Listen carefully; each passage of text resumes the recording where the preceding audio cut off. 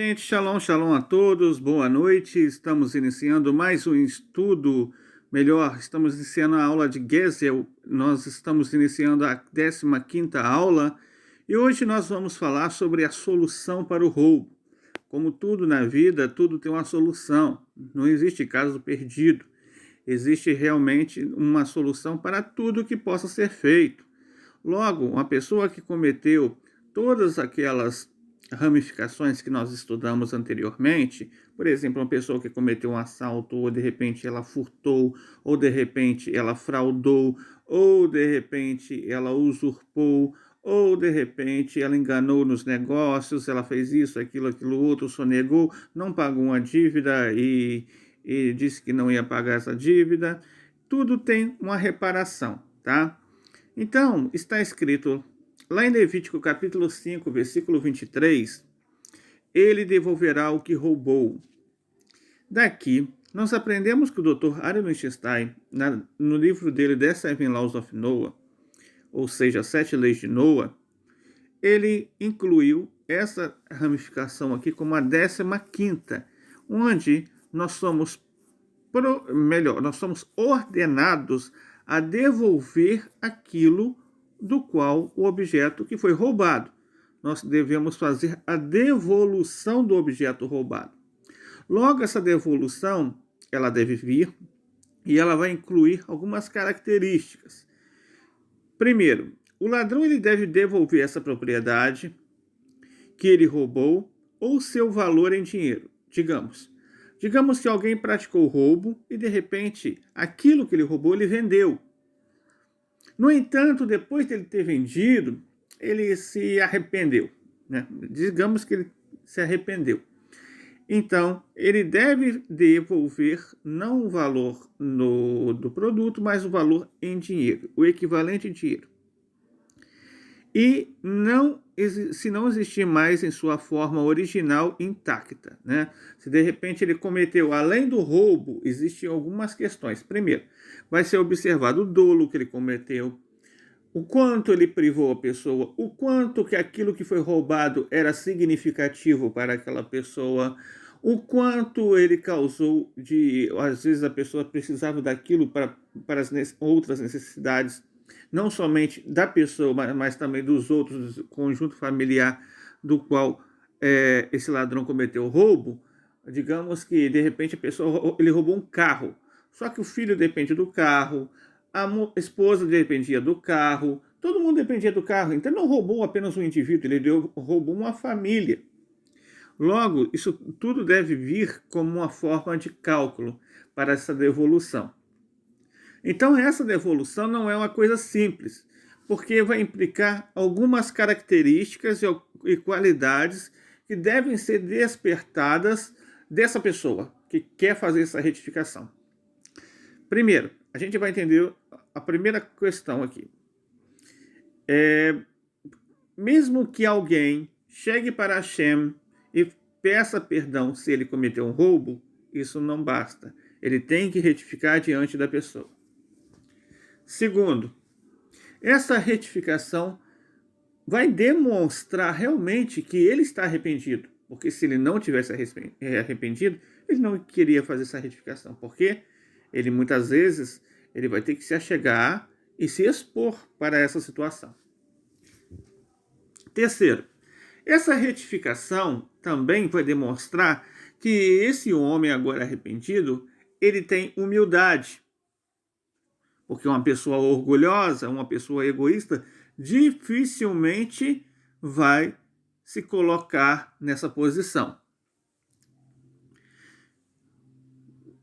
Mais uma questão importante sobre isso.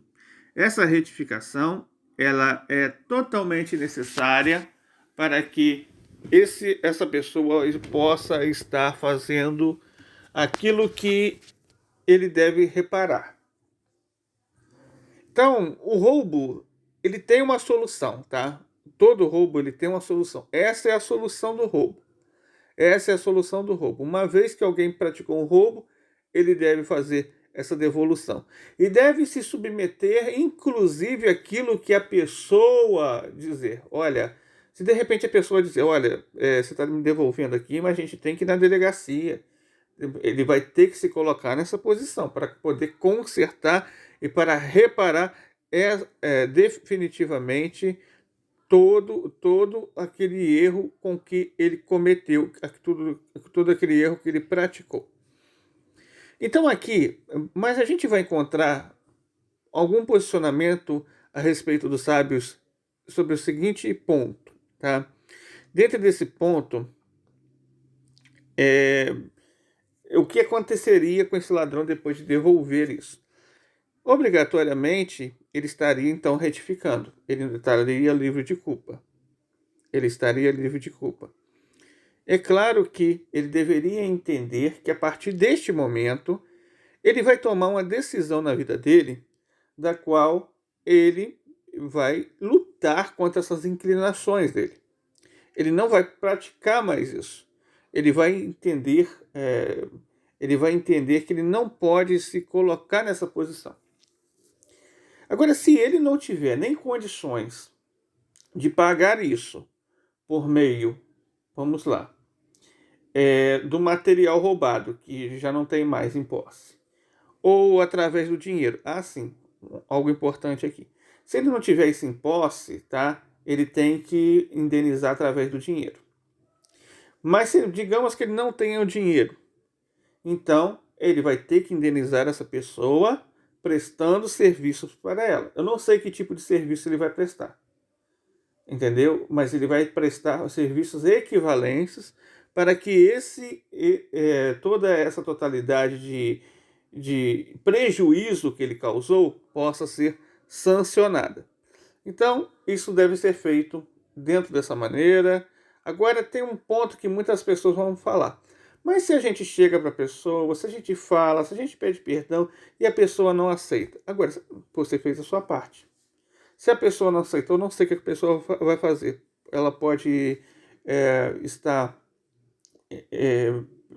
denunciando a pessoa diante do tribunal, mas foi o ato da pessoa que cometeu a transgressão que levou a isso.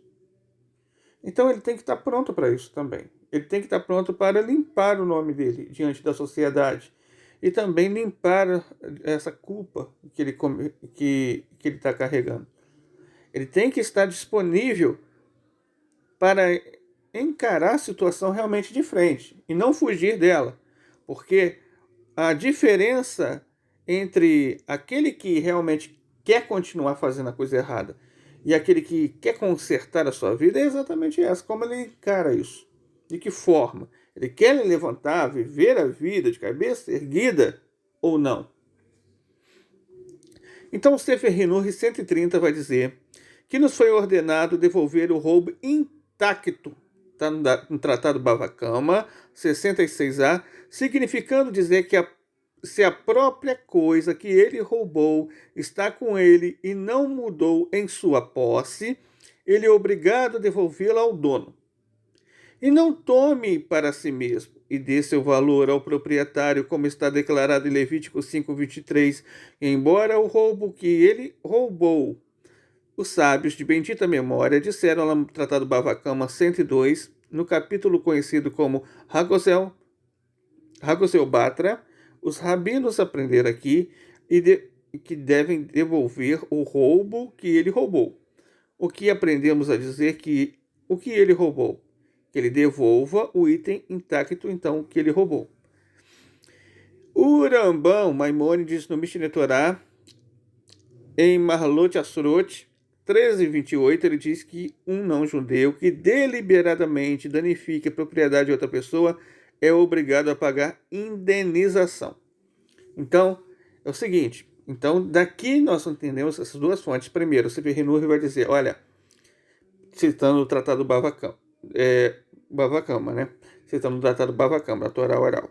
Eles vão dizer o seguinte, olha, aquela pessoa que cometeu essa transgressão, ele tem obrigação de consertar isso. Ele tem obrigação de devolver esse valor. Tem obrigação de devolver aquilo que foi roubado. Só que aí o Maimônides vai dizer, ele tem a obrigação de indenizar, de pagar uma indenização. O que significa isso? Se a pessoa não tem mais o objeto roubado, ele tem que pagar a indenização. Então, daqui, nós aprendemos que devemos devolver um objeto ao seu dono, restituir prejuízos financeiros e pagar até mesmo contas atrasadas. Muitas vezes, o atraso de uma conta, ele significa exatamente isso. É um objeto que você comprou, adquiriu, no entanto não pagou, levou. Alguém ficou prejudicado nessa situação. Você deve então se consertar, ou pelo menos não sumir, tá? Como muita gente acaba fazendo, vai lá e compra tal e some no mundo. Nunca mais aparece para pagar o cidadão. Então, quando isso acontece, tem alguma coisa errada nisso, tá bom? Lembrando, gente, quando nós cumprimos as 7 leis, quando nós cumprimos a lei de roubo, por exemplo, nós testificamos que Hashem, ele é onipresente. Nós santificamos, inclusive, isso é um tipo de santificar, ou seja, o que é santificar? De você honrar o nome de Hashem. O Benoa, ele também tem o compromisso e o dever de estar honrando o nome de Hashem, de ser uma pessoa responsável diante do meio em que ele vive, diante da sociedade, e praticar o bem, e independente daquilo que as pessoas façam ou não façam, você tem que ser o diferencial.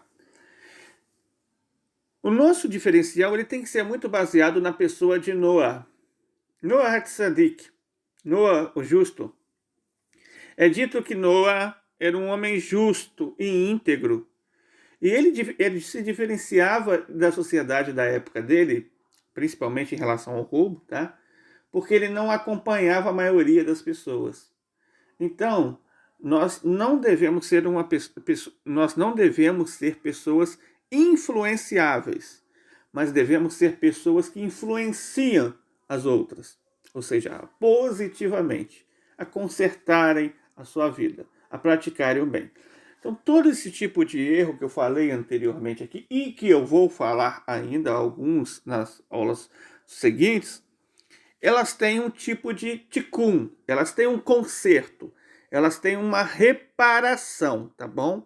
Ou seja, não tem nenhum caso desse que você, por exemplo, digamos que Deus nos livre, você tenha cometido alguma coisa assim, cometeu algum erro, e agora o que eu faço? Estou perdido, eu vou pular da ponte. Não pula não.